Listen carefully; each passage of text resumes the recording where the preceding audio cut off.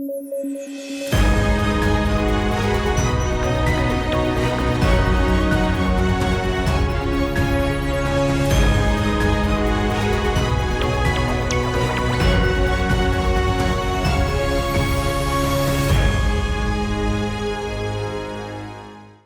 National TV देख रहे सारे दर्शकों ਨੂੰ ਮੇਰੇ ਵੱਲੋਂ ਜਾਨੀ ਕਿ ਸਵਲੀਨ ਕੌਰ ਜੱਸੜ ਵੱਲੋਂ ਪਿਆਰ ਭਰੀ ਸਤਿ ਸ੍ਰੀ ਅਕਾਲ।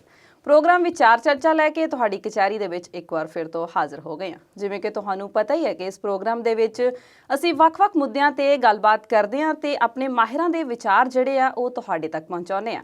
ਤੇ ਅੱਜ ਦੇ ਮੁੱਦਿਆਂ ਤੇ ਗੱਲਬਾਤ ਕਰਨ ਲਈ ਸਾਡੇ ਨਾਲ ਸਟੂਡੀਓ ਦੇ ਵਿੱਚ ਸਾਡੇ ਮਾਹਿਰ ਮੌਜੂਦ ਨੇ। ਅਵਤਾਰ ਸਿੰਘ ਸ਼ੇਰਗਿੱਲ ਜੀ, ਸਭ ਤੋਂ ਪਹਿਲਾਂ ਉਹਨਾਂ ਦਾ ਸਵਾਗਤ ਕਰ ਲੈਂਦੇ ਹਾਂ। ਸਤਿ ਸ਼੍ਰੀ ਅਕਾਲ ਸਰ ਜੀ। ਸਤਿ ਸ਼੍ਰੀ ਅਕਾਲ ਜੀ, ਸ਼ੁਕਰੀਆ ਜੀ। ਸਰ ਜੀ, ਅੱਜ ਜਿਹੜਾ ਪ੍ਰੋਗਰਾਮ ਸ਼ੁਰੂ ਕਰਾਂਗੇ, ਅੱਜ ਦੀ ਬਹੁਤ ਅਹਿਮ ਖਬਰ ਤੋਂ ਸ਼ੁਰੂ ਕਰਾਂਗੇ। ਅੱਜ ਸਰਕਾਰ ਨੇ 6ਵੀਂ ਵਾਰ ਕਿਸਾਨਾਂ ਦੇ ਨਾਲ ਸਿਰ ਜੋੜਨਾ ਆ, ਮੀਟਿੰਗ ਕਰਨੀ ਆ। ਸਾਡੇ ਦਰਸ਼ਕਾਂ ਨੂੰ ਇਹ ਦੱਸੋ ਕਿ ਕਿੰਨੀ ਕੁ ਉਮੀਦ ਆ ਅੱਜ ਦੀ ਮੀਟਿੰਗ ਤੋਂ ਕਿ ਸਰਕਾਰ ਆਪਣਾ ਅੜੀਅਲ ਰਵੱਈਆ ਛੱਡ ਕੇ ਥੋੜੀ ਜਿਹੀ ਨਰਮੀ ਵਰਤੂਗੀ ਕਿ ਨਹੀਂ? ਦੇਖੋ, ਗੱਲ ਤਾਂ ਇਹ ਆ ਕਿ ਗੱਲਬਾਤ ਹੋ ਰਹੀ ਆ ਜੀ ਇੰਨੇ ਲੰਮੇ ਵਕਫੇ ਤੋਂ ਬਾਅਦ, ਕਿਉਂਕਿ 9 ਦਸੰਬਰ ਦੀ ਖੜੋਤ ਆਈ ਆ। 9 ਦਸੰਬਰ ਵਾਲੀ ਗੱਲਬਾਤ ਹੋਈ ਨਹੀਂ ਸੀ, ਰੱਦ ਹੋ ਗਈ ਸੀ ਜੀ। ਉਸ ਤੋਂ ਪਹਿਲਾਂ 5 ਹੋ ਗਈਆਂ ਸੀ। ਇੱਕ ਜਿਹੜੀ ਗੱਲਬਾਤ ਉਹ ਅਮਿਤ ਸ਼ਾਹ ਗ੍ਰਹਿ ਮੰਤਰੀ ਨਾਲ ਇਨਫੋਰਮਲ ਸੀ, ਉਹ ਗੈਰ ਰਸਮੀ ਤੌਰ ਤੇ ਉਹਨਾਂ ਨੇ ਬੁਲਾ ਲਿਆ ਸੀ ਤੇ ਉਹਨਾਂ ਨਾਲ ਗੱਲਬਾਤ ਸੀਗੀ। ਉਸ ਤੋਂ ਬਾਅਦ ਗੱਲਬਾਤ ਹੋਣੀ ਹੀ ਇੱਕ ਵੱਡੀ ਗੱਲ ਆ ਵੀ ਇਹਨਾਂ ਨੇ ਮੁੜ ਕੇ ਉਸ ਟੇਬਲ ਤੇ ਬੈਠਣ ਦਾ ਫੈਸਲਾ ਕੀਤਾ ਆ, ਕਿਉਂਕਿ ਕੇਂਦਰ ਸਰਕਾਰ ਵਾਰ-ਵਾਰ ਜਿਹੜੀ ਗੇਂਦ ਆ ਉਹ ਕਿਸਾਨਾਂ ਦੇ ਪਾਲੇ 'ਚ ਸੁੱਟ ਰਹੀ ਸੀ ਵੀ ਅਸੀਂ ਗੱਲਬਾਤ ਲਈ ਤਿਆਰ ਆ, ਤੁਸੀਂ ਆਪ ਦੀ ਤਰੀਕ ਤੇ ਸਮਾਂ ਦਿਓ ਤੇ ਫਿਰ ਅਸੀਂ ਗੱਲ ਕਰਾਂਗੇ।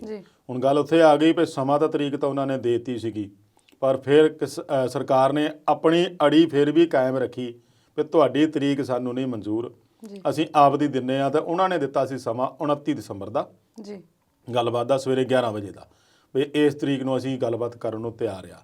ਪਰ ਸਰਕਾਰ ਨੇ ਉਹਨਾਂ ਦੀ ਗੱਲ ਨਾ ਮੰਨ ਕੇ, ਜਾਂ ਉਹਨਾਂ ਦੀ ਕੋਈ ਮਜਬੂਰੀ ਰਹੀ ਹੋਊਗੀ, ਜਾਂ ਸਰਕਾਰ ਦੀਆਂ ਅਗਾਊਂ ਕੋਈ ਹੋਣਗੀਆਂ ਅਪਾਇੰਟਮੈਂਟਾਂ ਜਾਂ ਮੀਟਿੰਗਾਂ ਹੋਣਗੀਆਂ, ਕਹਿ ਨਹੀਂ ਸਕਦੇ, ਪਰ ਉਹਨਾਂ ਨੇ ਉਹਨਾਂ ਦੀ ਤਰੀਕ ਨਾ ਮੰਨ ਕੇ 30 ਤਰੀਕ ਨਿਸ਼ਚਿਤ ਕੀਤੀ ਆ, ਦੁਪਹਿਰ ਦੇ 2 ਵਜੇ ਦਾ ਸਮਾਂ ਆ।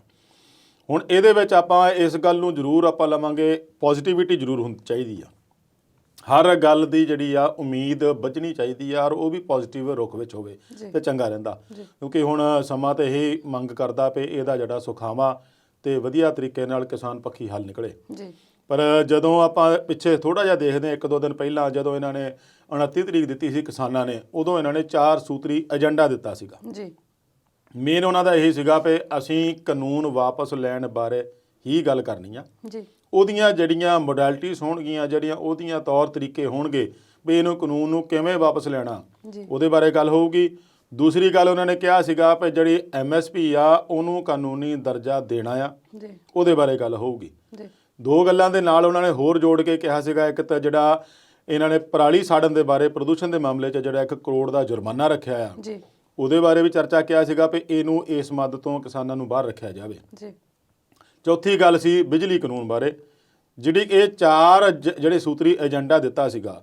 ਪਹਿਲਾਂ ਤਾਂ ਉਦੋਂ ਇਹ ਲੱਗਾ ਸੀਗਾ ਵੀ ਜਦੋਂ ਸਰਕਾਰ ਨੇ ਮੰਨ ਲਿਆ ਸੀਗਾ ਵੀ ਠੀਕ ਹੈ ਤੁਹਾਡੇ ਜਿਹੜੇ 4 ਸੂਤਰੀ ਏਜੰਡੇ ਤੇ ਗੱਲਬਾਤ ਲਈ ਤਿਆਰ ਆ, ਤੇ ਉਦੋਂ ਆਸ ਵੱਝ ਗਈ ਸੀ, ਤਕਰੀਬਨ ਲੋਕਾਂ ਨੂੰ ਹੋ ਗਿਆ ਸੀਗਾ ਵੀ ਲੈ ਵੀ ਹੁਣ ਜੇ ਸਰਕਾਰ ਵੀ ਇਹਨਾਂ ਦਾ ਏਜੰਡਾ ਸਵੀਕਾਰ ਕਰਦੀ ਆ ਤੇ ਇਟ ਮੀਨਸ ਆਪੇ ਉਹ ਕੁਛ ਨਾ ਕੁਛ ਨੀਵੀਂ ਜਾਂ ਢਹਿਲ ਗਈ ਆ। ਪਰ ਹੁਣ ਜਦੋਂ 1 ਦਿਨ ਪਹਿਲਾਂ ਫੇਰ ਦੁਬਾਰਾ ਇਸ ਮੀਟਿੰਗ ਨੂੰ ਲੈ ਕੇ ਸਰਗਰਮੀਆਂ ਚੱਲੀਆਂ ਤੇ ਕਿਸਾਨਾਂ ਵੱਲੋਂ ਇੱਕ ਪੱਤਰ ਫੇਰ ਗਿਆ ਕੇਂਦਰ ਨੂੰ ਵੀ ਜੇ ਗੱਲਬਾਤ ਜਿਹੜੀ 30 ਨੂੰ ਕੱਲ੍ਹ ਨੂੰ ਹੋਣੀ ਆ, ਉਹ ਸਾਡੇ ਉਹਨਾਂ 4 ਏਜੰਡੇ 4 ਸੂਤਰੀ ਏਜੰਡੇ ਤੇ ਹੀ ਹੋਣੀ ਆ, ਉਸ ਤੋਂ ਘੱਟ ਸਾਨੂੰ ਕੋਈ ਮਨਜ਼ੂਰ ਨਹੀਂ। ਗੱਲ ਉਹਨਾਂ ਦੀ ਆਪਾਂ ਜਾਇਜ਼ ਵੀ ਕਹਿ ਸਕਦੇ ਹਾਂ, ਕਿਉਂਕਿ ਜਿਹੜਾ 2-3-4 ਮਹੀਨੇ ਤੋਂ ਚੱਲ ਰਹੀ ਆ ਉਹਨਾਂ ਦੀ ਕਸਮਕਸ਼ ਚੱਲ ਰਹੀ ਆ, ਇੰਨੀਆਂ ਜਾਨਾਂ ਵੀ ਗਵਾ ਲਈਆਂ, ਔਰ ਇੰਨੀ ਮੁਸ਼ਕਲ ਹਾਲਾਤ ਦੇ ਵਿੱਚ ਉਹਨਾਂ ਨੇ ਇਹੋ ਜਿਹਾ ਅੰਦੋਲਨ ਪਖਾਇਆ ਜੋ ਕਿ ਪੂਰੀ ਦੁਨੀਆ ਦੇ ਵਿੱਚ ਇੱਕ ਇਤਿਹਾਸ ਬਣ ਗਿਆ। ਤੇ ਜਿਸ ਮੰਜ਼ਿਲ ਨੂੰ, ਜਿਸ ਮਨਸ਼ਾ ਨੂੰ ਲੈ ਕੇ ਉਹ ਤੁਰੇ ਸੀ, ਉਸ ਮਨਸ਼ਾ ਤੋਂ ਪਿੱਛੇ ਹਟਣ ਵਾਲੀ ਤਾਂ ਉਹਨਾਂ ਲਈ ਵੀ ਮੁਮਕਿਨ ਨਹੀਂ ਆ। ਤੇ ਸਰਕਾਰ ਆਪਣੇ ਤੌਰ ਤੇ ਉਹ ਇਹੀ ਰੌਲਾ ਪਾਉਂਦੀ ਆਈ ਵੀ ਇਹ ਜਿਹੜੇ ਕਾਨੂੰਨ ਆ ਤੁਹਾਡੇ ਫਾਇਦੇ ਦੇ ਆ, ਇਹਨੂੰ ਵਾਪਸ ਲੈਣ ਦਾ ਸਵਾਲ ਹੀ ਨਹੀਂ ਪੈਦਾ ਹੁੰਦਾ। ਪਰ 2-4 ਦਿਨ ਦੇ ਵਿੱਚ ਸਰਕਾਰ ਵਿਚਲੇ ਮੰਤਰੀਆਂ ਦਾ, ਸਰਕਾਰ ਵਿਚਲੇ ਆਗੂਆਂ ਦਾ ਕੁਛ ਬਿਆਨਬਾਜ਼ੀ ਘਟੀ ਜ਼ਰੂਰ ਆ। ਤੇ ਜੇ ਉਧਰੋਂ ਘਟੀ ਆ ਤਾਂ ਫਿਰ ਸੂਬਾ ਲੈਵਲ ਤੇ ਵੱਧ ਗਈ ਆ ਵੀ ਹਾਂ ਵੀ ਇਹ ਕਿਸਾਨਾਂ ਨੂੰ ਭੜਕਾ ਰਹੇ ਆ, ਕਿਸਾਨਾਂ ਨੂੰ ਭਰਮਾ ਰਹੇ ਆ, ਕਿਸਾਨਾਂ ਨੂੰ ਸਾਡੇ ਖਿਲਾਫ ਕਰ ਰਹੇ ਆ। ਉਹਨੂੰ ਮੇਨ ਰਿਐਲਿਟੀ ਜਿਹੜੀ ਗਰਾਊਂਡ ਆ ਉਹ ਨਹੀਂ ਦੇਖਦੀ ਸਰਕਾਰ ਵੀ ਜੇ ਕਿਸਾਨ ਭੜਕੇ ਆ ਤੁਹਾਡੇ ਖਿਲਾਫ ਆਵਾਜ਼ ਉਠਾ ਰਹੇ ਆ, ਜਾਂ ਤੁਹਾਨੂੰ ਇਸ ਤਰ੍ਹਾਂ ਪਰੇਸ਼ਾਨ ਕਰ ਰਹੇ ਆ, ਜਿੱਥੇ ਵੀ ਜਾਂਦੇ ਤੁਹਾਡਾ ਵਿਰੋਧ ਕਰ ਰਹੇ ਆ, ਉਹਦਾ ਕਾਰਨ ਨਹੀਂ ਲੱਭਦੀ। ਉਹਨੂੰ ਦੂਸਰੇ ਤਰਫ ਦੇਖਦੀ ਆ ਵੀ ਵਿਰੋਧੀ ਪਾਰਟੀਆਂ ਤੇ ਹੀ ਉਹਨਾਂ ਦੀ ਸੂਈ ਅਟਕਾਈ ਹੋਈ ਆ। ਹੁਣ ਵਿਰੋਧੀ ਪਾਰਟੀਆਂ ਹੈ ਕਿੱਥੇ ਆ? ਤੁਹਾਡਾ ਜਿਹੜਾ ਦੂਜੀ ਵਿਰੋਧੀ ਪਾਰਟੀ ਦਾ ਆਪ ਪ੍ਰਧਾਨ ਬਣਨ ਵਾਲਾ ਬੰਦਾ ਤਾਂ ਹੈ ਹੀ ਨਹੀਂ, ਦੇਸ਼ 'ਚ ਹੀ ਹੈ ਨਹੀਂ, ਉਹ ਆਪ ਦੀ ਸਥਾਪਨਾ ਦਿਵਸ ਤੋਂ ਹੀ ਬਾਹਰ ਭੱਜ ਗਿਆ। ਤੇ ਫਿਰ ਆਪਾਂ ਦੁਬਾਰਾ ਉਹਨਾਂ ਨੂੰ ਕਹੀ ਜਾਣਾ ਵੀ ਵਿਰੋਧੀ ਪਾਰਟੀਆਂ ਭਰਮਾ ਰਹੀਆਂ, ਉਹ ਕਾਫੀ ਹੱਦ ਤੱਕ ਸਹੀ ਨਹੀਂ ਲੱਗਦਾ। ਠੀਕ ਹੈ, ਜੇ ਤੁਸੀਂ ਲੱਗਦਾ ਸਿਆਸੀ ਪਾਰਟੀਆਂ ਤੁਹਾਨੂੰ ਬਾਰ-ਬਾਰ ਇਹ ਲਿਖ ਕੇ ਵੀ ਦੇ ਰਹੇ ਆ ਵੀ ਸਾਡਾ ਕੋਈ ਦਖਲ ਨਹੀਂ, ਸਾਡਾ ਨਿਰੋਲ ਆ, ਪਰ ਉਹਨਾਂ ਦੀ ਸੂਈ ਉੱਥੇ ਅਟਕੀ ਸੀਗੀ। ਖੈਰ, ਜਦੋਂ ਹੁਣ ਗੱਲਬਾਤ ਦਾ ਦੌਰ ਚੱਲਿਆ, ਚੱਲਣਾ ਚਾਹੀਦਾ, ਇਹਨੂੰ ਗਾਹਾਂ ਵੀ ਤੁਰਨਾ ਚਾਹੀਦਾ, ਇੱਥੋਂ ਤੱਕ ਸੀਮਤ ਨਹੀਂ ਹੋਣਾ ਚਾਹੀਦਾ। ਕੋਈ ਹੱਲ ਨਿਕਲੇ ਨਾ ਨਿਕਲੇ, ਕਿਉਂਕਿ ਗੱਲਬਾਤ ਨਾਲ ਹੀ ਕੋਈ ਨਾ ਕੋਈ ਗੱਲ ਨਿਕਲਦੀ ਹੁੰਦੀ ਆ। ਇੱਕ ਨਾ ਇੱਕ ਪੁਆਇੰਟ ਤੇ ਕਿਤੇ ਸਹਿਮਤੀ ਬਣਦੀ ਹੁੰਦੀ ਆ, ਕਿਤੇ ਅਸਹਿਮਤੀ ਵੀ ਹੁੰਦੀ ਆ। ਪਰ ਜਦੋਂ ਇਹ ਗੱਲ ਚੱਲੀ ਆ ਵੀ ਕਾਨੂੰਨ ਵਾਪਸ ਲੈਣੇ ਆ, ਤੇ ਸਰਕਾਰ ਨੂੰ ਹੁਣ ਦੇਖਣਾ ਪਊਗਾ ਵੀ ਉਹਨਾਂ ਨੇ ਇਹਦੀਆਂ ਮੋਡੈਲਿਟੀਜ਼ ਜਿਹੜੀਆਂ ਤੌਰ ਤਰੀਕੇ ਆ ਕਾਨੂੰਨ ਵਾਪਸ ਲੈਣ ਦੇ, ਉਹ ਕਿਸ ਤਰੀਕੇ ਨਾਲ ਅੱਗੇ ਤੋਰਦੀ ਆ। ਗੱਲ ਦੇ ਸਾਰਥਕ ਨਤੀਜੇ ਹੁਣ ਅਸੀਂ ਵੀ ਆਸ ਕਰਦੇ ਹਾਂ, ਜਲਦੀ ਨਿਕਲੇ ਹੱਲ ਇਹ ਵੀ ਅਸੀਂ ਆਸ ਕਰਦੇ ਹਾਂ, ਪਰ ਇਹ ਡਿਪੈਂਡ ਕਰਦਾ ਦੋਹਾਂ ਦੇ ਨੀਤ ਔਰ ਨੀਅਤ ਤੇ। ਕਿਸਾਨਾਂ ਦੀ ਜਿਹੜੀ ਨੀਅਤ ਤਾਂ ਸਾਫ਼ ਆ, ਉਹਨਾਂ ਨੇ ਸਾਫ਼ ਕਹਿਤਾ ਵੀ ਸਾਨੂੰ ਇਹਦੇ ਤੋਂ ਮਨਜ਼ੂਰ ਨਹੀਂ ਹੈਗਾ। ਅਗਲੀ ਗੱਲ, ਸਰਕਾਰ ਦੀ ਨੀਅਤ ਔਰ ਨੀਤੀ ਜਿਹੜੀ ਉਹ ਆਪਾਂ ਪਹਿਲੇ 4 ਮਹੀਨੇ ਤੋਂ ਦੇਖਦੇ ਆ ਰਹੇ ਹਾਂ ਵੀ ਉਹ ਕਹਿੰਦੇ ਕੁਛ ਆ, ਕਰਦੇ ਕੁਛ ਆ, ਤਾਂ ਕਿਤੇ ਨਾ ਕਿਤੇ ਹੋਰ ਭੜਕਦੇ ਫਿਰਦੇ ਆ। ਕਿਸਾਨਾਂ ਨੂੰ ਕਹਿਣ ਦੀ ਬਜਾਏ ਆਪ ਭੜਕਦੇ ਫਿਰਦੇ, ਕਦੀ ਕਿਤੇ ਕਦੇ ਕਿਤੇ। ਹੁਣ ਉਹਨਾਂ ਦੀ ਨੀਅਤ ਔਰ ਨੀਤੀ ਤੇ ਡਿਪੈਂਡ ਕਰਦਾ ਵੀ ਇਸ ਮੀਟਿੰਗ ਦਾ ਜਿਹੜਾ ਨਤੀਜਾ ਆ ਉਹ ਸਰਕਾਰ ਦੀ ਨੀਅਤ ਤੇ ਡਿਪੈਂਡ ਹੋਊਗਾ ਵੀ ਉਹ ਕਿਵੇਂ ਰੁਕ ਲੈਂਦੀ ਹੈ। ਜੀ, ਸਿਆਣੇ ਕਹਿੰਦੇ ਵੀ ਗੱਲ ਆ ਤੇ ਹੱਲ ਆ। ਬਿਲਕੁਲ ਜੀ, ਗੱਲ ਕਰਨਗੇ ਕੋਈ ਨਾ ਕੋਈ ਹੱਲ ਤਾਂ ਹੀ ਹੱਲ ਨਿਕਲੂਗਾ ਜੀ। ਜੀ ਸਰ, ਤੁਸੀਂ ਗੱਲ ਕੀਤੀ ਕਿ 4 ਸੂਤਰੀ ਏਜੰਡਾ ਕਿਸਾਨਾਂ ਨੇ ਰੱਖਿਆ ਸਰਕਾਰ ਅੱਗੇ। ਉਹਦੇ ਵਿੱਚ ਪਹਿਲਾ ਸੂਤਰ ਤਾਂ ਇਹ ਸੀ ਵੀ ਇਹ ਕਾਨੂੰਨ ਰੱਦ ਹੋਣੇ ਚਾਹੀਦੇ ਆ, ਪਰ ਕੇਂਦਰੀ ਖੇਤੀਬਾੜੀ ਮੰਤਰੀ ਨੇ ਬਿਆਨ ਦਿੱਤਾ ਕਿ ਕਿਸਾਨਾਂ ਦੇ ਮੂਹਰੇ ਝੂਠ ਦੀ ਕੰਧ ਖੜੀ ਕੀਤੀ ਗਈ ਹੈ ਤੇ ਅਸੀਂ ਪੂਰੀ ਕੋਸ਼ਿਸ਼ ਕਰਾਂਗੇ ਉਸ ਕੰਧ ਨੂੰ ਢਾਉਣ ਦੀ।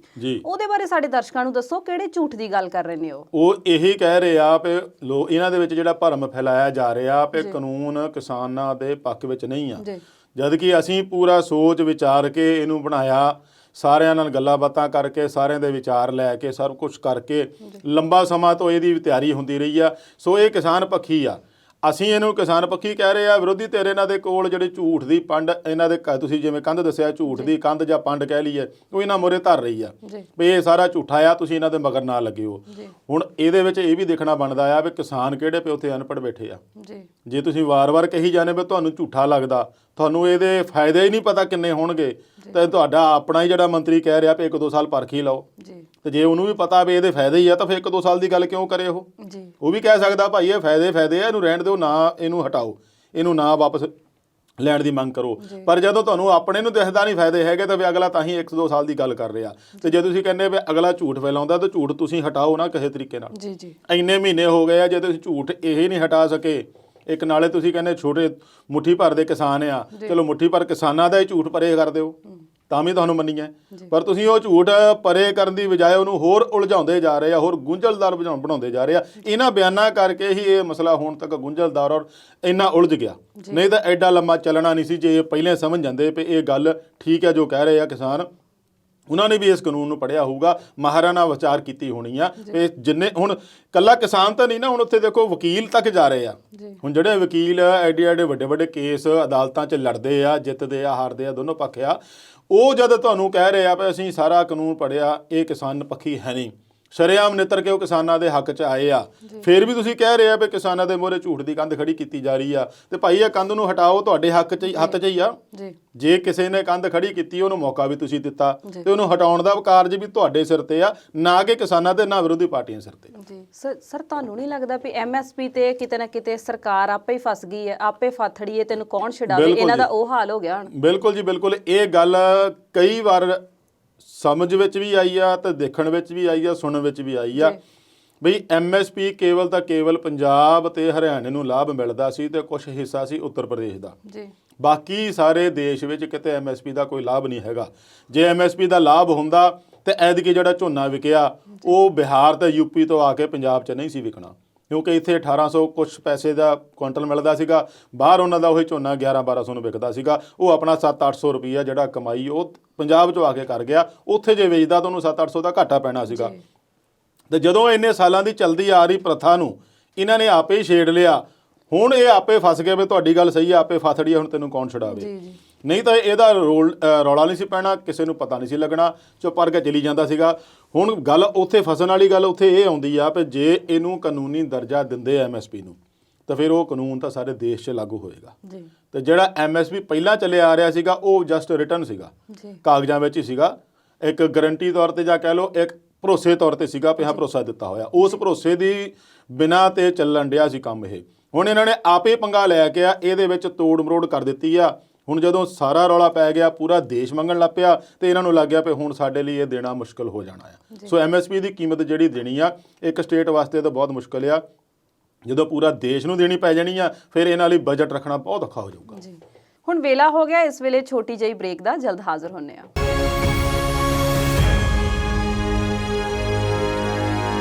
ਵਿਚਾਰ ਚਰਚਾ ਪ੍ਰੋਗਰਾਮ ਦੇਖ ਰਹੇ ਦਰਸ਼ਕਾਂ ਦਾ ਇੱਕ ਵਾਰ ਫਿਰ ਤੋਂ ਸਵਾਗਤ ਹੈ।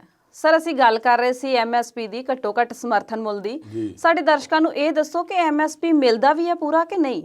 ਦੇਖੋ ਪਹਿਲਾਂ ਤਾਂ ਮੈਂ ਇਹ ਦੱਸੂਗਾ ਕਿ MSP ਤੈਅ ਕੌਣ ਕਰਦਾ ਆ। ਜੀ ਇਹ ਹੈਗੀ ਜੀ agriculture cost and produce commission ਆ, ਜਿਹੜਾ ਕਿ ਹਰ ਛਿਮਾਈ ਦੇ ਵਿੱਚ ਹਰ ਨਵੀਂ ਫਸਲ ਬੀਜਣ ਤੋਂ ਪਹਿਲਾਂ ਸਰਕਾਰ ਨੂੰ ਸਿਫਾਰਿਸ਼ ਕਰਦਾ ਆ। ਉਹਦੇ ਵਿੱਚ ਵੱਖ-ਵੱਖ ਸੂਬਿਆਂ ਤੋਂ ਸਿਫਾਰਿਸ਼ਾਂ ਵੀ ਆਉਂਦੀਆਂ, ਲੈਂਦੇ ਉਹਨਾਂ ਤੋਂ ਵੀ ਹੁਣ ਇਸ ਵੇਲੇ ਤੁਹਾਡੇ ਕਿੰਨੇ ਰਕਬੇ 'ਚ ਆਹ ਫਸਲ ਬੀਜੀ ਗਈ ਆ। ਉਸ ਰਕਬੇ ਦੇ ਹਿਸਾਬ ਨਾਲ ਉਹਦੇ ਉੱਤੇ ਆਉਣ ਵਾਲੀ ਲਾਗਤ ਇਨਪੁਟ, ਜਿਹਦੇ ਵਿੱਚ ਖਾਦ, ਦਵਾਈਆਂ, ਬੀਜ ਆ ਜਾਂਦਾ ਆ, ਉਹ ਦੇਖ ਕੇ ਫਿਰ ਉਹ ਆਪਣੀ ਸਿਫਾਰਿਸ਼ ਕਰਦਾ ਵੀ ਮੇਰੀ ਇੰਨੇ ਰਕਬੇ 'ਚ ਇਹ ਫਸਲ ਆ ਹੋਣੀ ਆ, ਇਹਦੇ ਲਈ ਆਹ ਜਿਹੜਾ ਭਾਅ ਤੈਅ ਕੀਤਾ ਜਾਵੇ। ਉਹ ਅੱਗੇ ਸਰਕਾਰ ਨੇ ਫਿਰ ਉਹਦੇ ਲਈ ਉਦੋਂ ਸਿਫਾਰਿਸ਼ ਪੂਰੀ ਮੰਨਦੀ ਨਹੀਂ ਮੰਨਣਾ, ਉਹ ਸਰਕਾਰ ਦਾ ਕੰਮ ਹੁੰਦਾ। ਸਿਫਾਰਿਸ਼ ਕੀਤੀ ਦੀ ਜਿਹੜੀ ਉਹ ਵੀ ਸਰਕਾਰ ਤੇ ਲਾਗੂ ਹੁੰਦੀ ਆ। ਤੁਸੀਂ ਕੀਤੀ MSP ਪੂਰਾ ਮਿਲਦਾ ਕਿ ਨਹੀਂ ਮਿਲਦਾ, ਦੂਰ ਨਹੀਂ ਜਾਣਾ, ਆਪਾਂ ਨੇੜੇ ਹੀ ਆ। ਜੇ ਹੁਣ ਮੈਂ ਗੱਲ ਕਰਕੇ ਹਟਿਆ ਵੀ ਜੇ ਝੋਨੇ ਦਾ MSP ਸੀਗਾ ਤਾਂ 1800 ਕੁਛ ਰੁਪਏ ਸੀ, ਤੇ ਮਿਲਿਆ ਜਿਹੜਾ ਬਾਹਰਲੇ ਸਟੇਟਾਂ ਨੂੰ ਉਹ 1100 ਮਿਲਦਾ ਸੀਗਾ। ਇਸੇ ਤਰ੍ਹਾਂ ਮੱਕੀ ਦੀ ਜਿਹੜੀ ਸੀਗੀ ਉਹਦਾ ਵੀ 1800 ਤੋਂ ਵੱਧ ਰੇਟ ਸੀਗਾ, ਪਰ ਉਹ ਆਪਣੇ ਪੰਜਾਬ ਦੇ ਵਿੱਚ ਹੀ ਉਹ 800 1000 ਤੋਂ ਵੱਧ ਨਹੀਂ ਵਿਕੀ। ਫੇਰ ਲਾ ਲਓ ਮੂੰਗੀ ਦੀ ਫਸਲ, ਮੂੰਗੀ ਦੀ ਫਸਲ ਜਿਹੜੀ ਆ ਉਹ ਕਰੀਬ 7200 ਦਾ ਜਿਹੜਾ MSP ਆ ਉਹਦਾ ਘੱਟੋ ਘੱਟ ਸਮਰਥਨ ਮੁੱਲ ਜਿਹੜਾ ਸਰਕਾਰ ਨੇ ਤੈਅ ਕੀਤਾ ਆ, ਤੇ ਵਿਕੀ ਸਾਰੀ ਹੈਗੀ ਉਹ 5000 ਤੋਂ ਵੱਧ ਘੱਟ। ਤੋ ਇਹਦੇ ਵਿੱਚ ਵੀ 2200 ਦਾ ਘਾਟਾ ਪਿਆ।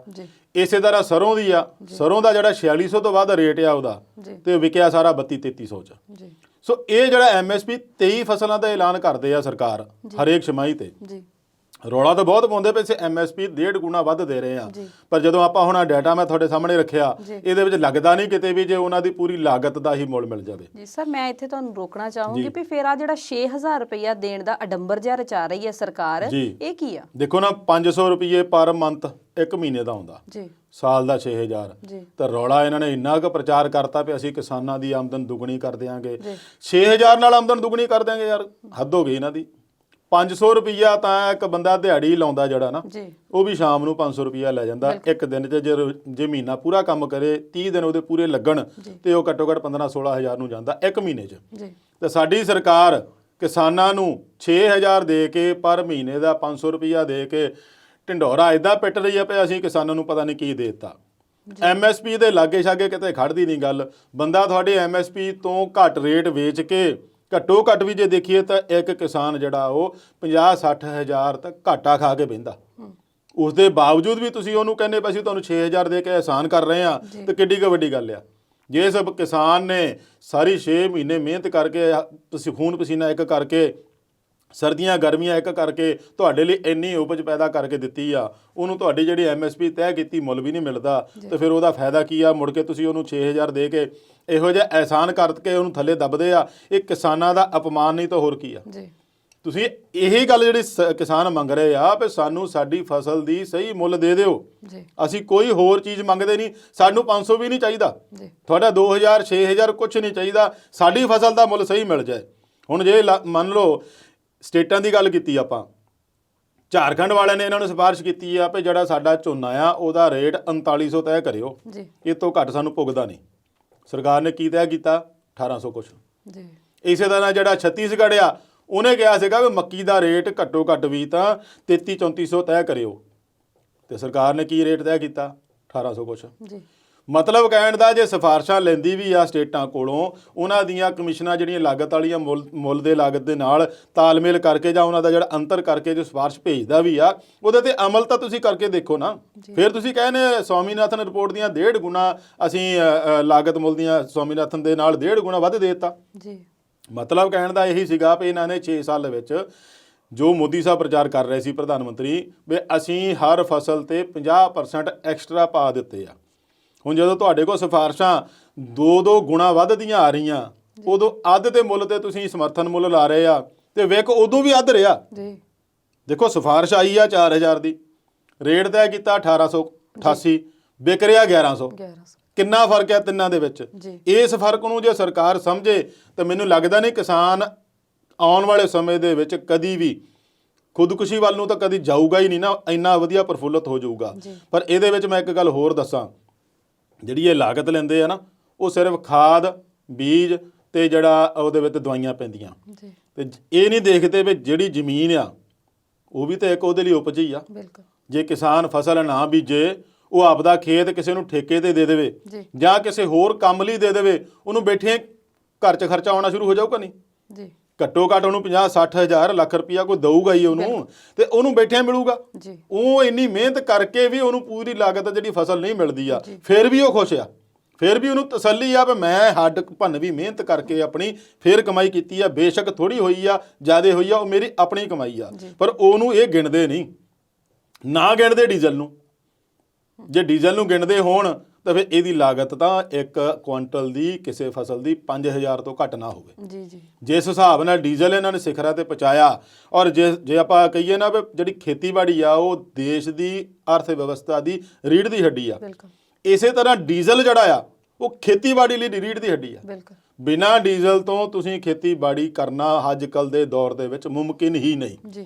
ਤੇ ਤੁਸੀਂ ਉਹਨੂੰ ਡੀਰੈਗੂਲੇਟ ਇਸ ਕਦਰ ਕਰ ਦਿੱਤਾ ਆ ਵੀ ਉਹ ਆਏ ਦਿਨ ਰੋਜ਼ਾਨਾ ਹੀ ਉਹਦੇ ਇੰਨੇ ਭਾਅ ਵੱਧ ਕੇ ਇੱਥੋਂ ਤੱਕ ਪਹੁੰਚ ਗਏ ਆ, ਤੇ ਉਹ ਬੰਦਾ ਕਿਸਾਨ ਨੇ ਆਪਣਾ ਕੀ ਉਹਨੇ ਵਿੱਚ ਪਾਉਣਾ ਤੇ ਕੀ ਕੱਢਣਾ, ਇਸ ਬਾਰੇ ਸਰਕਾਰ ਦਾ ਕੋਈ ਧਿਆਨ ਨਹੀਂ। ਹੁਣ ਜਦੋਂ 2014 ਤੋਂ ਪਹਿਲਾਂ ਦੇਖੀਏ ਤਾਂ ਸਰਦਾਰ ਮਨਮੋਹਨ ਸਿੰਘ ਉਹਨਾਂ ਦੀ ਸਰਕਾਰ ਨੇ ਇਸੇ ਕਰਕੇ ਕੇਵਲ ਪੈਟਰੋਲ ਡੀਰੈਗੂਲੇਟ ਕੀਤਾ ਸੀ। ਉਦੋਂ ਡੀਜ਼ਲ ਦੀ ਗੱਲ ਚੱਲਦੀ ਪਈ ਸੀ ਡੀਰੈਗੂਲੇਟ ਦੀ, ਪਰ ਇਹੀ ਭਾਜਪਾ ਵਾਲਿਆਂ ਨੇ ਵਿਰੋਧ ਕੀਤਾ ਸੀ ਪਰ ਨਹੀਂ ਜੀ ਕਿਸਾਨ ਮਰ ਜਾਊਗਾ।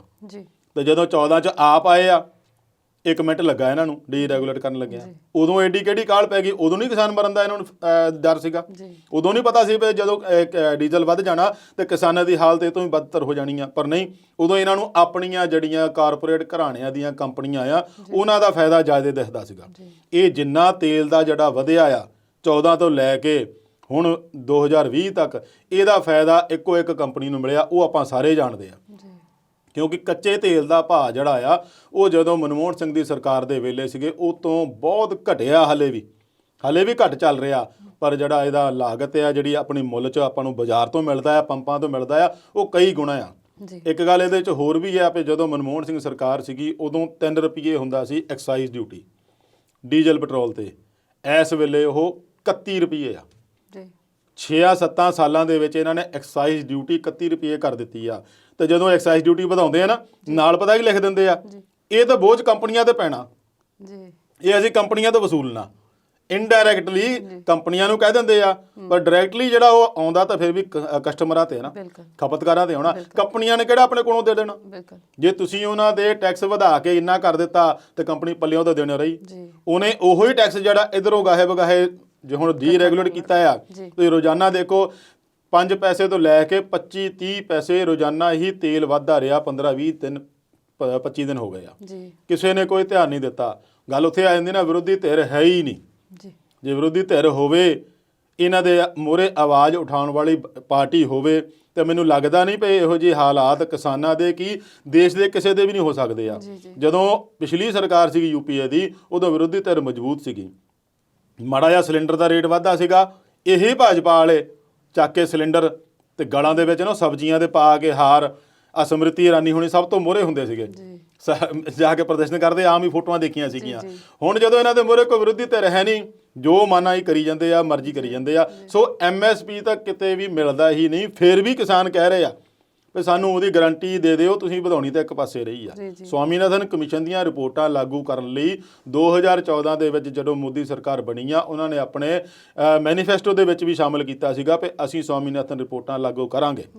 ਪਰ ਜਦੋਂ ਦੇਖਿਆ ਵੀ ਇਹ ਤਾਂ ਬਹੁਤ ਜ਼ਿਆਦਾ ਹੋ ਜਾਂਦੀ ਗਿਣਤੀ, ਇਹਦੀ ਪੈਸਾ ਬਹੁਤ ਆ ਜਾਂਦਾ, ਤੇ ਫਿਰ ਇਹਨਾਂ ਨੇ ਆਪਣੇ ਤੌਰ ਤੇ ਜਾ ਕੇ ਸੁਪਰੀਮ ਕੋਰਟ 'ਚ ਹਲਫਨਾਮਾ ਦੇ ਦਿੱਤਾ ਸੀ ਵੀ ਸਾਡੇ ਹੱਥ ਖੜੇ ਆ, ਅਸੀਂ ਇਹਦੇ ਮੁਤਾਬਕ ਪੂਰਾ ਪੈਸਾ ਨਹੀਂ ਦੇ ਸਕਦੇ।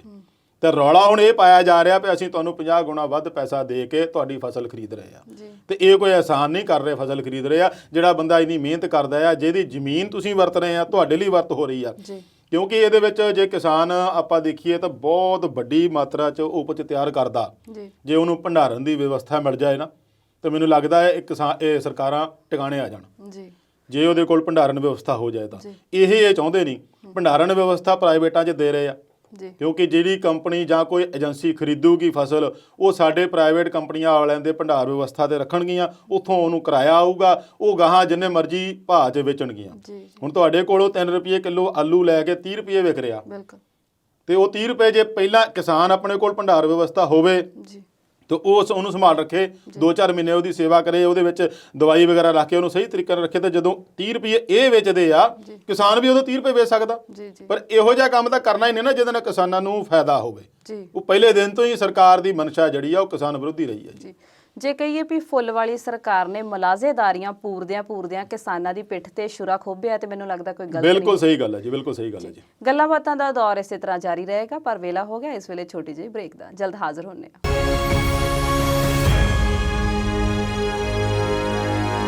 ਵਿਚਾਰ ਚਰਚਾ ਪ੍ਰੋਗਰਾਮ ਦੇਖ ਰਹੇ ਦਰਸ਼ਕਾਂ ਦਾ ਬ੍ਰੇਕ ਤੋਂ ਬਾਅਦ ਇੱਕ ਵਾਰ ਫਿਰ ਤੋਂ ਸਵਾਗਤ ਹੈ।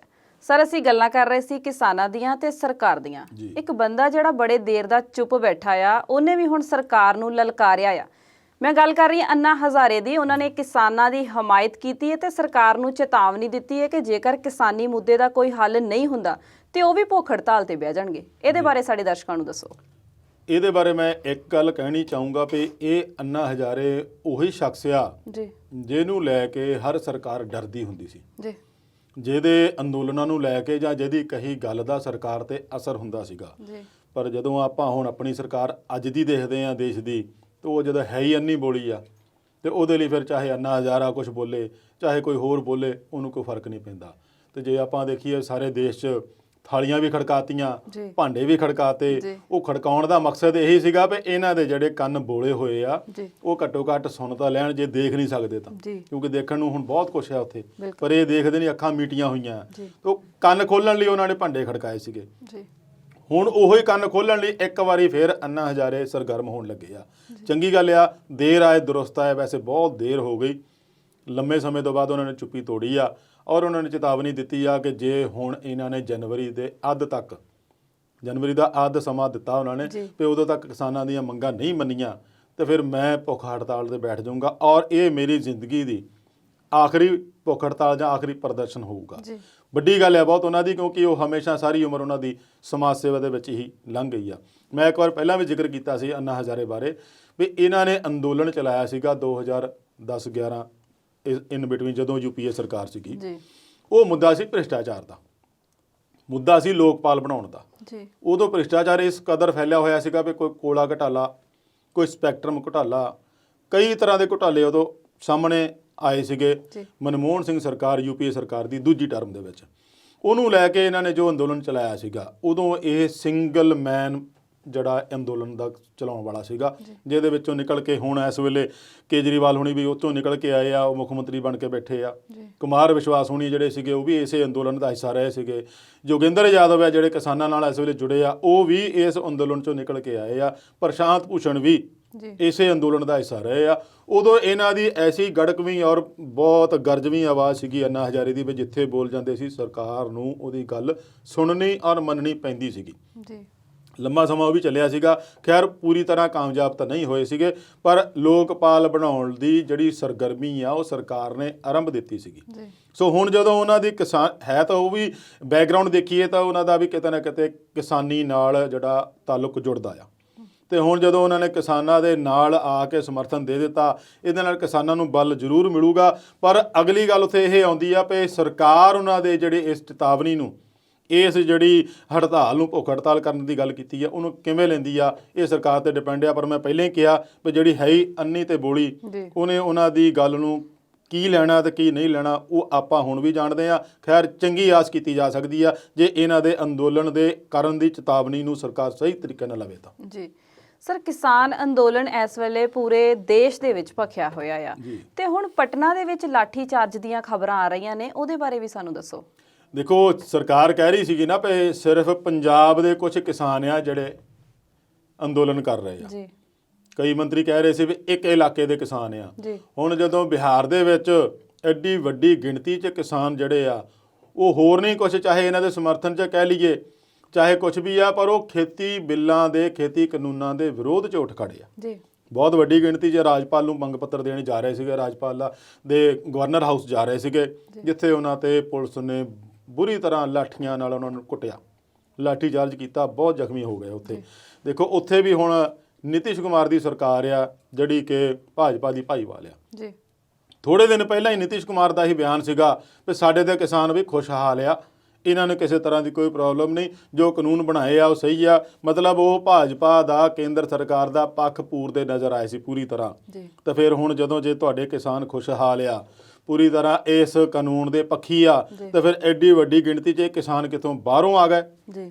ਜੇ ਪੰਜਾਬ ਵਾਲੇ ਕਹਿੰਦੇ ਕਿਸਾਨ ਇੱਥੋਂ ਹੀ ਆ, ਬਾਹਰੋਂ ਕੋਈ ਨਹੀਂ ਗਿਆ, ਹਰਿਆਣੇ ਵਾਲੇ ਕਹਿੰਦੇ ਨਹੀਂ ਜੀ, ਖੱਟੜ ਦਾ ਵਿਰੋਧ ਜਿਹੜਾ ਪੰਜਾਬ ਦੇ ਕਿਸਾਨਾਂ ਨੇ ਕੀਤਾ ਤੇ ਕੇਸ ਹੋ ਰਿਹਾ ਸੀਗਾ ਹਰਿਆਣੇ ਦੇ ਕਿਸਾਨਾਂ ਤੇ। ਬਿਲਕੁਲ। ਹੁਣ ਜਦੋਂ ਬਿਹਾਰ ਦੇ ਵਿੱਚ ਐਡੀ ਵੱਡੀ ਗਿਣਤੀ 'ਚ ਕਿਸਾਨ ਉੱਠ ਕੇ ਆਏ ਆ, ਉਹ ਪੰਜਾਬ ਤੋਂ ਤਾਂ ਨਹੀਂ ਗਏ, ਉਹ ਤੁਹਾਡੇ ਆਪ ਦੇ ਸੂਬੇ ਦੇ ਹੀ ਆ। ਸੋ ਇਹ ਅੰਦੋਲਨ ਜਿਹੜਾ ਹੁਣ ਵਿਕਰਾਲ ਰੂਪ ਧਾਰ ਰਿਹਾ ਆ ਪੂਰੇ ਦੇਸ਼ ਭਰ 'ਚ।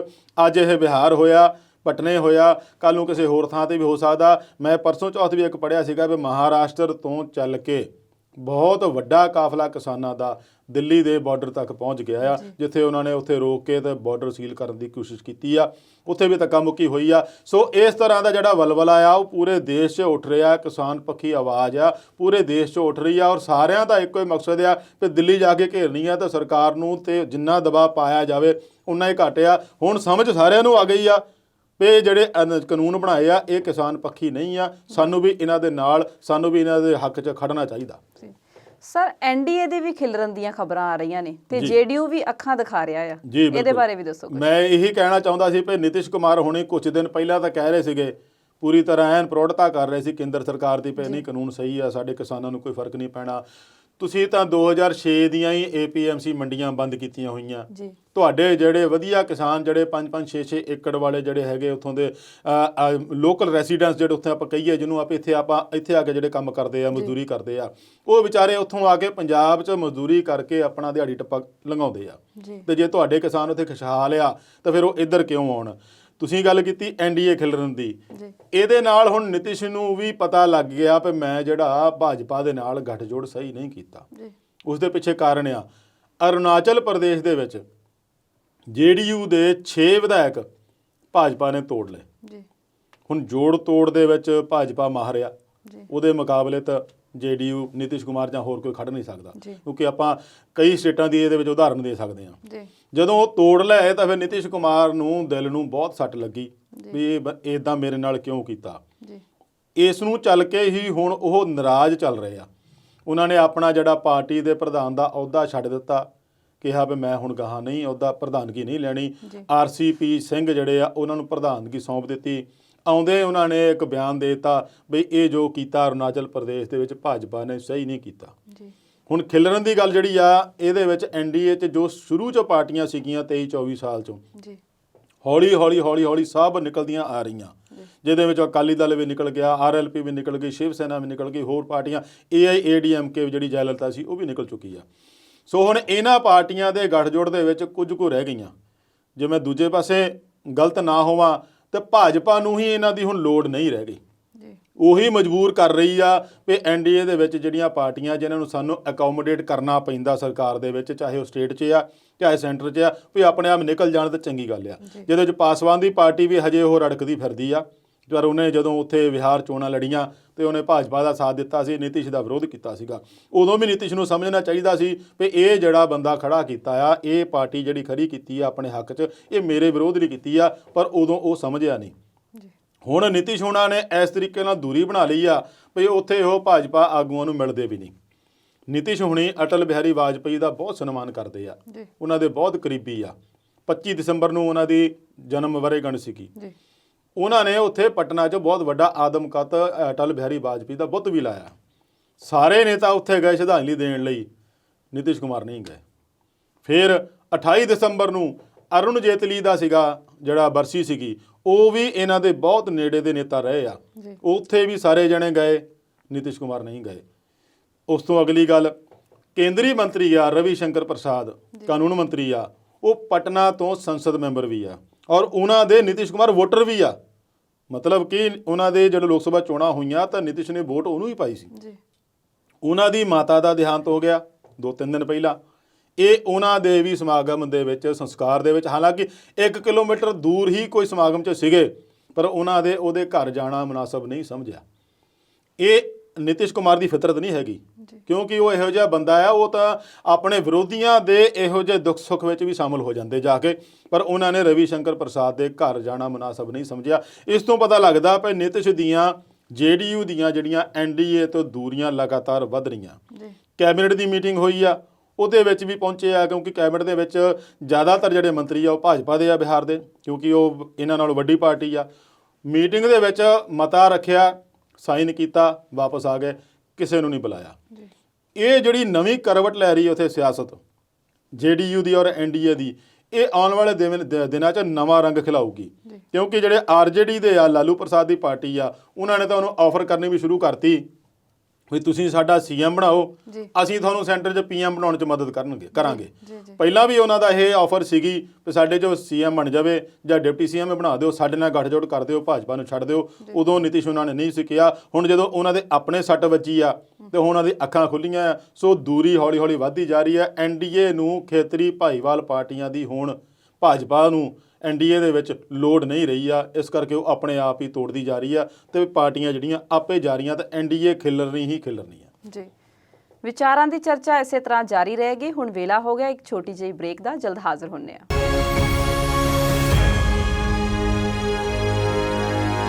ਵਿਚਾਰ ਚਰਚਾ ਦੇਖ ਰਹੇ ਦਰਸ਼ਕਾਂ ਦਾ ਪ੍ਰੋਗਰਾਮ ਦੇ ਆਖਰੀ ਹਿੱਸੇ ਵਿੱਚ ਇੱਕ ਵਾਰ ਫਿਰ ਤੋਂ ਸਵਾਗਤ ਹੈ। ਸਰ, ਅੱਜ ਦਿੱਲੀ ਅੰਦੋਲਨ ਨੂੰ 35ਵਾਂ ਦਿਨ ਹੈ ਤੇ ਜਿਹੜਾ ਨੈਸ਼ਨਲ ਮੀਡੀਆ ਆ ਉਹ ਲਗਾਤਾਰ ਕਿਸਾਨਾਂ ਨੂੰ ਕਦੇ ਦਹਿਸ਼ਤਗਰਦ, ਕਦੇ ਅੱਤਵਾਦੀ ਤੇ ਕਦੇ ਵੱਖਵਾਦੀ, ਪਤਾ ਨਹੀਂ ਕਿਹੜੇ-ਕਿਹੜੇ ਸ਼ਬਦਾਂ ਦੇ ਨਾਲ ਉਹ ਸੰਬੋਧਨ ਕਰ ਰਹੇ ਨੇ। ਤੇ ਹੁਣ ਉਹਨਾਂ ਨੇ ਖਾਲਸਾ ਏਡ ਤੇ ਵੀ ਵਾਰ ਕੀਤਾ ਆ, ਉਹਨਾਂ ਨੂੰ ਵੀ ਅੱਤਵਾਦ ਗਤੀਵਿਧੀਆਂ ਨਾਲ ਜੋੜ ਕੇ ਦੇਖਿਆ ਜਾ ਰਿਹਾ ਆ। ਇਹਦੇ ਬਾਰੇ ਸਾਡੇ ਦਰਸ਼ਕਾਂ ਨੂੰ ਕੁਝ ਦੱਸੋ। ਇਹ ਜਿਹੜਾ ਨਾਂ ਦਿੱਤਾ ਗਿਆ ਨਾ ਜੀ, ਗੋਦੀ ਮੀਡੀਆ ਜੀ, ਇਹ ਬਿਲਕੁਲ ਢੁਕਦਾ ਇਹਨਾਂ ਤੇ ਜੀ, ਕਿਉਂਕਿ ਇਹਨਾਂ ਨੇ ਹਮੇਸ਼ਾ ਹੀ ਹਰ ਗੱਲ ਨੂੰ ਨੈਗੇਟਿਵ ਕਰਕੇ ਹੀ ਪੇਸ਼ ਕਰਨਾ ਹੁੰਦਾ। ਨੈਸ਼ਨਲ ਮੀਡੀਆ ਸ਼ੁਰੂ ਤੋਂ ਹੀ ਇਸ ਅੰਦੋਲਨ ਦੇ ਖਿਲਾਫ ਰਿਹਾ ਔਰ ਇਹਦੀਆਂ ਜਿਹੜੀਆਂ ਕਮੀਆਂ ਲੱਭਣ ਦੀ ਹੀ ਕੋਸ਼ਿਸ਼ ਕਰਦਾ ਰਿਹਾ। ਮੈਂ ਖਾਲਸਾ ਏਡ ਵੱਲ ਨੂੰ ਵੀ ਜਾਊਂਗਾ, ਪਰ ਪਹਿਲਾਂ ਮੈਂ ਕੁਝ ਇਹ ਦੱਸਣਾ ਚਾਹੂੰਗਾ ਕਿ ਜਦੋਂ ਅੰਦੋਲਨ ਚੱਲਿਆ ਜਾਂ ਦੌਰਾਨ ਚੱਲਣ ਦੇ ਇਹਨਾਂ ਹੀ ਚੈਨਲਾਂ ਨੇ ਕਈ ਵਾਰ ਇਹੋ ਜਿਹੀ ਗੱਲਾਂ ਕੀਤੀਆਂ। ਦੇਖੋ ਜੀ, ਕਿਸਾਨ ਤਾਂ ਉੱਥੇ ਪੀਜ਼ੇ ਖਾ ਰਿਹਾ, ਕਿਸਾਨ ਤੋਂ ਉੱਥੇ ਆਹ ਚੀਜ਼ਾਂ ਖਾ ਰਿਹਾ, ਟਵਿੱਟਰ ਨਹੀਂ ਚਲਾ ਸਕਦਾ, ਇੰਟਰਨੈਟ ਨਹੀਂ ਚਲਾ ਸਕਦਾ। ਖਾਣ ਪੀਣ ਦੀ ਚੀਜ਼ਾਂ ਉੱਥੇ ਦੇਖ ਕੇ ਨਾ ਇਹੋ ਜਿਹੇ ਭਰਮ ਭੁਲੇਖੇ ਲੋਕਾਂ 'ਚ ਪਾਏ ਵੀ ਇਹ ਕਿਸਾਨ ਜਿਹੜੇ ਆ ਇੰਨੇ ਅਮੀਰ ਆ ਜਾਂ ਇੰਨੇ ਵਧੀਆ ਖੁਸ਼ਹਾਲ ਆ ਤੇ ਅੰਦੋਲਨ ਕਿਉਂ ਕਰ ਰਹੇ ਆ। ਤੇ ਇੱਕ ਜਗ੍ਹਾ ਤਾਂ ਇੱਕ ਥਾਂ ਕਿਸੇ ਨੇ ਇਹ ਵੀ ਕਹਿ ਦਿੱਤਾ ਸੀ ਵੀ ਪਿਕਨਿਕ ਮਨਾਉਣ ਆਉਂਦੇ ਆ, ਤੇ ਫਿਰ ਉਹਨਾਂ ਨੂੰ ਭਲੇ ਮਾਨਸਾਂ ਨੂੰ ਪੁੱਛੀਏ ਵੀ ਪਿਕਨਿਕ ਮਨਾਉਣ ਦਾ ਇੱਕ ਫਿਰਕੇ ਨੂੰ ਜਾਂ ਇੱਕ ਬੰਦੇ ਨੂੰ ਹੱਕ ਤਾਂ ਹੈ ਨਹੀਂ। ਜਿਹੜਾ ਟੂਰਿਸਟ ਸਪੌਟ ਬਣਿਆ ਆ ਉੱਥੇ ਤਾਂ ਦੁਨੀਆ ਭਰ ਦੇ ਲੋਕ ਜਾਂਦੇ ਆ, ਤੇ ਇੱਕ ਅੱਧੀ ਵਾਰੀ ਯਾਰ ਤੁਸੀਂ ਵੀ ਜਾ ਕੇ ਦੇਖ ਆਓ, ਪਤਾ ਲੱਗ ਜਾਓ ਤੁਹਾਨੂੰ ਵੀ ਪਿਕਨਿਕ ਕਿਹੋ ਜਿਹੀ ਹੁੰਦੀ ਆ। ਇਹਨਾਂ ਦੀ ਪਿਕਨਿਕ ਜਿਹਨੂੰ ਤੁਸੀਂ ਪਿਕਨਿਕ ਕਹਿ ਰਹੇ ਆ, ਉਹ ਕਿਸਾਨਾਂ ਦੀ ਪਿਕਨਿਕ ਹੋਊ ਕਿਵੇਂ ਦੀ, ਇੱਕ ਵਾਰੀ ਜਾ ਕੇ ਉੱਥੇ ਇੱਕ ਰਾਤ 2 ਰਾਤ ਰਹਿ ਕੇ ਦੇਖੋ ਤਾਂ ਸਹੀ, ਵੀ ਤੁਹਾਨੂੰ ਲੱਗੂ ਪਤਾ ਵੀ ਉਹ ਪਿਕਨਿਕ ਵਾਕਈ ਪਿਕਨਿਕ ਵਾਲਾ ਮਾਹੌਲ ਹੈ ਜਾਂ ਕੀ ਆ ਉੱਥੇ ਮਾਹੌਲ। ਉਹਦੇ ਪਾਲੇ ਵਾਲੀ ਪਿਕਨਿਕ ਤੇ ਦੇਖਣੀ ਵੀ ਚਾਹੀਦੀ ਹੈ। ਬਿਲਕੁਲ ਜੀ, ਬਿਲਕੁਲ। ਹਾਂ, ਆਪਣੇ ਵੱਲੋਂ ਪਿਕਨਿਕ ਜਦੋਂ ਇੱਥੋਂ ਦੇਸ਼ ਚੋਂ ਮਨਾਉਣ ਜਾਂਦੇ ਆ, ਹੋਰਨਾਂ ਕੰਟਰੀਆਂ 'ਚ ਲੈ ਲਓ ਜਾਂ ਦੂਰ ਨਹੀਂ ਤਾਂ ਕਸ਼ਮੀਰ ਸ਼ਿਮਲੇ ਲੈ ਲਓ, ਤੇ ਉੱਥੇ ਕਿਹੜਾ ਵੀ ਇੱਕ ਸਟੇਟ ਦੇ ਜਾਂ ਇੱਕ ਪਿੰਡ ਦੇ ਜਾਂ ਇੱਕ ਸ਼ਹਿਰ ਦੇ ਬੰਦੇ ਜਾਂਦੇ ਆ, ਉਦੋਂ ਪਤਾ ਨਹੀਂ ਦੱਖਣ ਤੋਂ ਵੀ ਆਏ ਹੁੰਦੇ ਆ, ਪੂਰਬ ਤੋਂ ਵੀ, ਪੱਛਮ ਤੋਂ ਵੀ, ਦੁਨੀਆ ਸਾਰੀ ਦੇਖਣ ਆਉਂਦੀ ਆ। ਤੇ ਜੇ ਪਿਕਨਿਕ ਸਪੌਟ ਤੁਸੀਂ ਬਣਾ ਹੀ ਲਿਆ ਇਹਨੂੰ, ਤਾਂ ਫਿਰ ਵੱਖ-ਵੱਖ ਥਾਵਾਂ ਤੋਂ ਆ ਕੇ ਇੱਕ ਵਾਰੀ ਨਿਗਾਹ ਮਾਰ ਕੇ ਜਾਓ, ਰਹਿ ਕੇ ਜਾਓ, ਤੁਹਾਨੂੰ ਪਤਾ ਲੱਗੂ ਕਿ ਇਹ ਜਿਹੜੇ ਬੰਦੇ ਆ ਕਿਹੋ ਜਿਹੇ ਬਣੇ ਆ। ਥੋੜੀ ਜਿਹੀ ਇੱਕ ਗੱਲ ਹੋਰ ਦੱਸਣੀ ਚਾਹੂੰਗਾ। ਉੱਥੇ ਇੱਕ ਡਰਾਈਵਰ ਆ ਬਿਹਾਰੀ ਮੂਲ ਦਾ, ਜਿਹੜਾ ਕਿ ਜੋਗਿੰਦਰ ਯਾਦਵ ਦਾ ਗੱਡੀ ਚਲਾਉਂਦਾ। ਉਸ ਬੰਦੇ ਨੇ ਕਹਿੰਦਾ ਮੈਂ ਆਪਣੇ ਬਿਹਾਰ ਰਹਿੰਦੇ ਮਾਂ-ਬਾਪ ਨਾਲ ਗੱਲ ਕੀਤੀ ਤੇ ਉਹਨਾਂ ਨੂੰ ਫਿਰ ਕਹਿੰਦਾ ਮੈਂ ਕਿਹਾ ਵੀ ਜਿਹੜੇ ਪੰਜਾਬੀ ਆ ਨਾ, ਇਹ ਮੋਦੀ ਸਰਕਾਰ ਦੀ ਕਹਿੰਦੀ ਖਾੜ ਖੜੀ ਕਰ ਦੇਣਗੇ। ਤੇ ਮਾਂ ਬੜੀ ਹੈਰਾਨ ਸੀ, ਕਹਿੰਦੀ ਵੀ ਇਹਨਾਂ ਨੂੰ ਹਿੰਮਤ ਇੰਨੀ ਕਿੱਥੋਂ ਮਿਲਦੀ ਆ। ਉਹ ਕਹਿੰਦਾ ਵੀ ਮੈਂ ਜੋ ਦੇਖ ਰਿਹਾ ਨਾ, ਪਤਾ ਨਹੀਂ ਇਹਨਾਂ ਦੇ ਖੂਨ ਦੇ ਵਿੱਚ ਹੀ ਇਹੋ ਜਿਹਾ ਕੁਛ ਹੈਗਾ ਵੀ ਨਾ ਤਾਂ ਬੁੜਾ ਕੋਈ ਇਹਨਾਂ ਦਾ ਡਰਦਾ, ਨਾ ਕੋਈ ਇਹਨਾਂ ਦੇ ਬੱਚੇ ਡਰਦੇ, ਤੇ ਨਾ ਔਰਤਾਂ ਨਾ ਬੀਬੀਆਂ, ਕੋਈ ਵੀ ਨਹੀਂ ਡਰਦਾ। ਸ਼ਰੇਆਮ ਠੰਡ ਦੇ ਇੰਨੇ ਕੱਕਰ ਦੇ ਵਿੱਚ ਪਰਵਾਹ ਹੀ ਨਹੀਂ ਕਰਦਾ ਕਿਸੇ ਗੱਲ ਦੀ। ਤਾਂ ਕਹਿੰਦਾ ਵੀ ਮੈਨੂੰ ਸਮਾਂ ਕਿ ਇਹਨਾਂ ਨੂੰ ਦੇਖ ਦੇਖ ਸ਼ਕਤੀ ਮਿਲਦੀ ਆ। ਇਹੋ ਜਿਹੀਆਂ ਗੱਲਾਂ ਜਿਹੜੀਆਂ ਜੇ ਗੋਦੀ ਮੀਡੀਆ ਆਪਣੇ ਚੈਨਲ ਤੇ ਮਾੜਾ ਜਿਹਾ ਦਿਖਾ ਦੇਵੇ ਨਾ, ਤੇ ਉੱਥੇ ਬੈਠੇ ਜਿਹੜੇ ਐਂਕਰ ਮੂੰਹ ਬਹੁਤ ਫਾੜ ਕੇ ਕਹਿੰਦੇ ਆ ਜੇ ਉਹ ਫਲਾਨਾ, ਉਹ ਇਹਨਾਂ ਗੱਲਾਂ ਦੇ ਉੱਤੇ ਆ ਕੇ ਇੱਕ ਵਾਰੀ ਖੁਦ ਆ ਕੇ ਰਿਪੋਰਟਿੰਗ ਕਰ ਜਾਣ, ਪਰ ਉਹਨਾਂ ਦਾ ਕਸੂਰ ਵੀ ਨਹੀਂ। ਕਰਨ ਆਏ ਸੀ ਰਿਪੋਰਟਿੰਗ, ਜੀ ਪਰ ਉੱਥੋਂ ਹੀ ਭਜਾਤੇ ਉਹਨਾਂ ਨੂੰ। ਭਜਾਤੇ ਜੀ। ਕਿਉਂਕਿ ਉਹਨਾਂ ਨੂੰ ਪਤਾ ਸੀ ਵੀ ਜੇ ਰਿਪੋਰਟਿੰਗ ਕਰਨ ਆਏ ਵੀ ਆ ਤੇ ਇਹਨਾਂ ਨੇ ਫਿਰ ਵੀ ਸਾਡੀ ਜਿਹੜੀ ਆ ਖਿਲਾਫ ਹੀ ਜਾ ਕੇ ਰਿਪੋਰਟਿੰਗ ਕਰਨੀ ਆ। ਜੀ। ਕਮੀ ਹਰੇਕ 'ਚ ਹੁੰਦੀ ਆ, ਹਰੇਕ ਤਾਂ ਬੰਦਾ ਪੂਰਾ ਨਹੀਂ ਹੁੰਦਾ। ਬਿਲਕੁਲ। ਉਹਨਾਂ ਦੀ ਕੋਸ਼ਿਸ਼ ਇਹ ਰਹਿਣੀ ਆ ਵੀ ਇਹਨਾਂ ਨੇ ਸਾਡੀ ਕਮੀ ਹੀ ਜ਼ਾਹਰ ਕਰਨੀ ਆ, ਕਦੀ ਇਹਨਾਂ ਨੇ ਪਲੱਸ ਪੁਆਇੰਟ ਲੈਣਾ ਨਹੀਂ, ਕਦੀ ਇਸ ਗੱਲ ਨੂੰ ਨਹੀਂ ਦੇਖਣਾ ਵੀ ਇਹ ਕਿਸ ਹਾਲਾਤ 'ਚ ਰਹਿ ਰਹੇ ਆ, ਕਿਵੇਂ ਰਹਿ ਰਹੇ ਆ। ਸੋ ਉਹਨਾਂ ਨੇ ਉੱਥੋਂ ਉਹਨੂੰ ਭਜਾਤਾ। ਸਰ ਉਹਨਾਂ ਦਾ ਕਸੂਰ ਨਹੀਂ, ਖੈਰ ਤੁਸੀਂ ਪਿਕਨਿਕ ਮਨਾਉਣ ਵੀ ਨਹੀਂ ਆ ਸਕਦੇ ਉੱਥੇ, ਕਿਉਂਕਿ ਤੁਹਾਨੂੰ ਉੱਥੇ ਵੜਨ ਨਹੀਂ ਦੇਣਾ। ਜਿਹੜੀ ਸਿੱਧੀ ਗੱਲ ਇਸ ਕਰਕੇ ਉਹਨਾਂ ਨੇ ਆਪਣਾ ਹੀ ਅਖਬਾਰ ਕੱਢ ਲਿਆ, ਆਪਣਾ ਹੀ ਸੋਸ਼ਲ ਮੀਡੀਆ ਬਣਾ ਲਿਆ, ਆਪਣਾ ਹੀ ਸਾਰਾ ਹੈਂਡਲ ਕੀਤਾ ਹੋਇਆ। ਇਹਨਾਂ ਨੂੰ IT ਸੈੱਲ ਬਣਾ ਲਿਆ ਤਾਂ ਕਿ ਇਹਨਾਂ ਨੂੰ ਟੈਕਲ ਕੀਤਾ ਜਾਵੇ। ਹੁਣ ਜਿਹੜੀ ਨਵੀਂ ਗੱਲ ਸ਼ੁਰੂ ਹੋਈ ਆ ਖਾਲਸਾ ਏਡ ਨੂੰ ਲੈ ਕੇ, ਦੇਖੋ ਦੁਨੀਆ ਭਰ ਦੇ ਵਿੱਚ ਉਹਦਾ ਇੱਕ ਨਾਂ ਆ, ਬੜੇ ਸਨਮਾਨ ਨਾਲ ਬੜੇ ਸਤਿਕਾਰ ਨਾਲ ਲਿਆ ਜਾਂਦਾ। ਕਿਉਂਕਿ ਉਹਨੂੰ ਜੇ ਤੁਹਾਡੇ ਕੱਛ ਦੇ ਵਿੱਚ ਕਿਤੇ ਆ ਗਿਆ ਭੁਚਾਲ, ਉੱਥੇ ਭੁੱਜ 'ਚ ਭੁਚਾਲ ਆ ਗਿਆ ਤਾਂ ਮੂਹਰੇ ਖਾਲਸਾ ਏਡ। ਅਫਗਾਨਿਸਤਾਨ ਦੇ ਵਿੱਚ ਬਹੁਤ ਵੱਡੀ ਲੜਾਈ ਹੋ ਗਈ ਤਾਂ ਮੂਹਰੇ ਖਾਲਸਾ ਏਡ। ਇਰਾਕ ਈਰਾਨ ਦੇ ਵਿੱਚ ਲੜਾਈ ਚੱਲਦੀ ਪਈ ਆ, ਜਿੱਥੇ ਗੋਲੀਆਂ ਵਰਦੀਆਂ, ਉੱਥੇ ਕਿਤੇ ਦੇਖੋ ਤਾਂ ਖਾਲਸਾ ਏਡ। ਸੀਰੀਆ ਦੇ ਬਾਰਡਰਾਂ ਦੇ ਵਿੱਚ ਜਿੱਥੇ ਪਤਾ ਨਹੀਂ ਕਿਹੜੇ ਵੇਲੇ ਕਦੋਂ ਬੰਬ ਕੀ ਚੱਲ ਜਾਣਾ, ਉੱਥੇ ਖਾਲਸਾ ਏਡ। ਪਾਕਿਸਤਾਨ ਦੇ ਵਿੱਚ ਖਾਲਸਾ ਏਡ। ਤੁਹਾਡੇ ਪੰਜਾਬ ਦੇ ਵਿੱਚ ਹੜ੍ਹ ਆਇਆ ਇੱਥੇ ਤਾਂ ਖਾਲਸਾ ਏਡ। ਮਤਲਬ ਕੀ ਆ ਵੀ ਜਿੱਥੇ ਕਿਤੇ ਵੀ ਕੁਦਰਤੀ ਆਫਤ ਆਈ ਆ, ਤੁਹਾਨੂੰ ਹਰ ਥਾਂ ਤੇ ਖਾਲਸਾ ਏਡ ਦਿਸੀ ਆ, ਮੋਹਰੇ ਮਿਲੀ ਆ।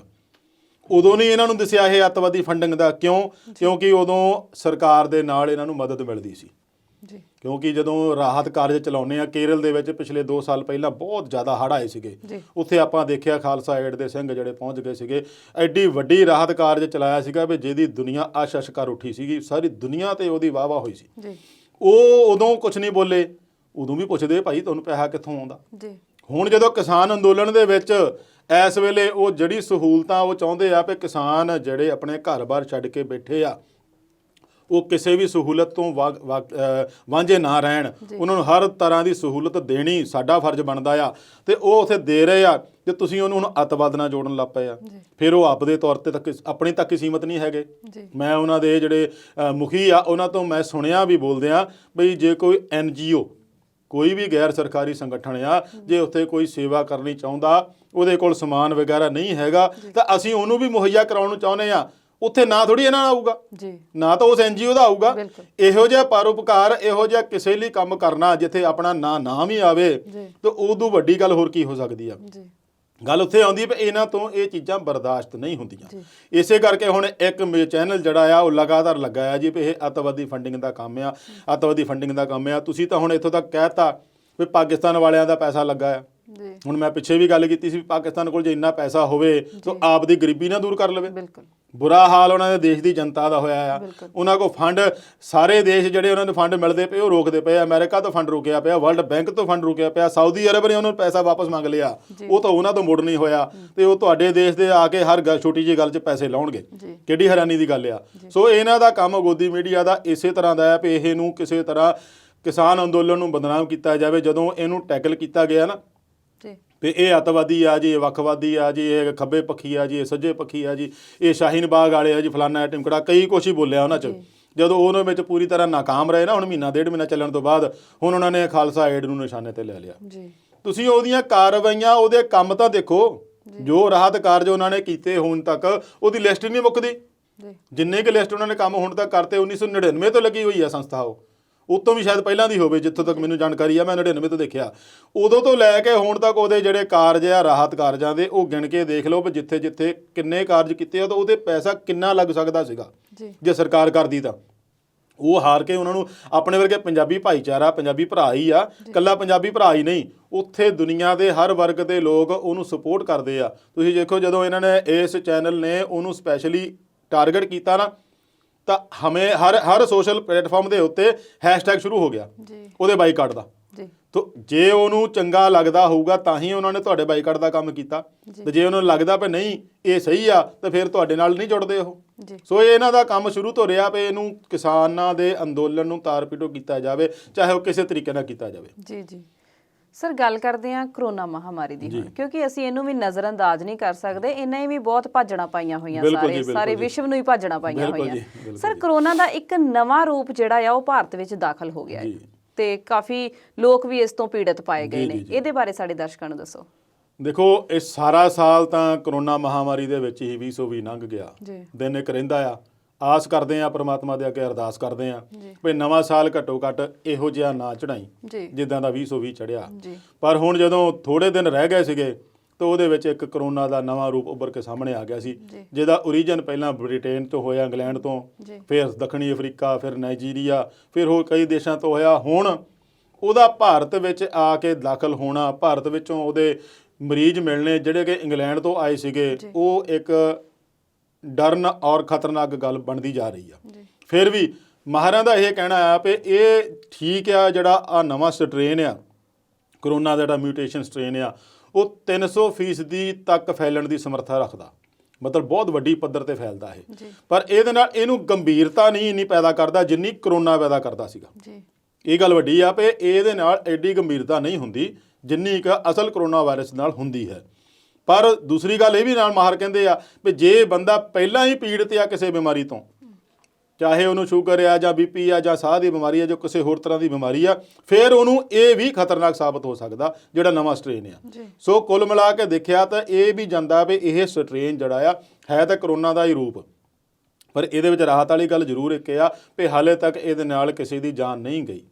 ਤੇ ਜਿਹੜੀਆਂ ਵੈਕਸੀਨ ਬਣਾਉਣ ਵਾਲੀਆਂ ਕੰਪਨੀਆਂ ਆ, ਚਾਹੇ ਫਾਈਜ਼ਰ ਆ, ਚਾਹੇ ਸਾਡੇ ਜਿਹੜੇ ਬਾਇਓਟੈਕ ਵਾਲੇ ਆਕਸਫੋਰਡ ਦੇ ਨਾਲ ਬਣਾ ਕੇ ਕਹਿ ਰਹੇ ਆ, ਉਹ ਵੀ ਕਹਿ ਰਹੇ ਆ ਵੀ ਜਿਹੜਾ ਇਹ ਨਵੇਂ ਰੂਪ ਨੂੰ ਵੀ ਸਾਡੀ ਵੈਕਸੀਨ ਕਾਰਗਰ ਸਾਬਤ ਹੋਵੇਗੀ। ਜੀ ਸੋ ਆਉਣ ਵਾਲੇ ਸਮੇਂ ਦੇ ਵਿੱਚ ਚਾਹੇ ਵੈਕਸੀਨ ਆ ਵੀ ਜਾਵੇ, ਜੀ ਇਸ ਨਵੇਂ ਰੂਪ ਦੇ ਨਾਲ ਪਤਾ ਨਹੀਂ ਹੋਰ ਵਾਇਰਸ ਦੇ ਕਿੰਨੇ ਕੁ ਰੂਪ ਹੋਰ ਆਉਣੇ ਆ, ਕਿਉਂਕਿ ਜਦੋਂ ਵਾਇਰਸ ਚੱਲ ਪੈਂਦਾ ਉਹਦੇ ਨਾਲ ਹੋਰ ਵੱਖ-ਵੱਖ ਤਰ੍ਹਾਂ ਦੀਆਂ ਬਿਮਾਰੀਆਂ ਵੀ ਤੁਰ ਪੈਂਦੀਆਂ ਹੁੰਦੀਆਂ। ਜੀ। ਉਹਦੇ ਲਈ ਇਹੀ ਆ ਵੀ ਸਾਨੂੰ ਹਰ ਥਾਂ ਸਾਵਧਾਨੀ ਵਰਤਣੀ ਪੈਣੀ ਆ, ਔਰ ਕੁਝ ਸਮੇਂ ਤੱਕ ਵੀ ਹੋ ਸਕਦਾ ਸਾਰਾ ਸਾਲ ਵੀ ਸਾਨੂੰ ਇਹੋ ਜਿਹੀ ਸਾਵਧਾਨੀ ਦੇ ਵਿੱਚ ਹੀ ਰਹਿਣਾ ਪਵੇ। ਜੀ ਹੁਣ ਸਮਾਂ ਸਾਨੂੰ ਇੱਥੇ ਰੁਕਣ ਦਾ ਇਸ਼ਾਰਾ ਕਰ ਰਿਹਾ ਆ। ਸਾਡੇ ਮਾਹਿਰ ਮਹਿਮਾਨ ਅਵਤਾਰ ਸਿੰਘ ਸ਼ੇਰਗਿੱਲ ਜੀ ਨੇ ਬੜੇ ਸੁਚੱਜੇ ਢੰਗ ਦੇ ਨਾਲ ਆਪਣੇ ਵਿਚਾਰ ਸਾਡੇ ਦਰਸ਼ਕਾਂ ਦੇ ਸਾਹਮਣੇ ਰੱਖੇ ਨੇ ਤੇ ਸਾਨੂੰ ਉਮੀਦ ਹੈ ਕਿ ਸਾਡੇ ਦਰਸ਼ਕਾਂ ਨੂੰ ਸਾਡਾ ਅੱਜ ਦਾ ਪ੍ਰੋਗਰਾਮ ਬਹੁਤ ਪਸੰਦ ਆਇਆ ਹੋਵੇਗਾ।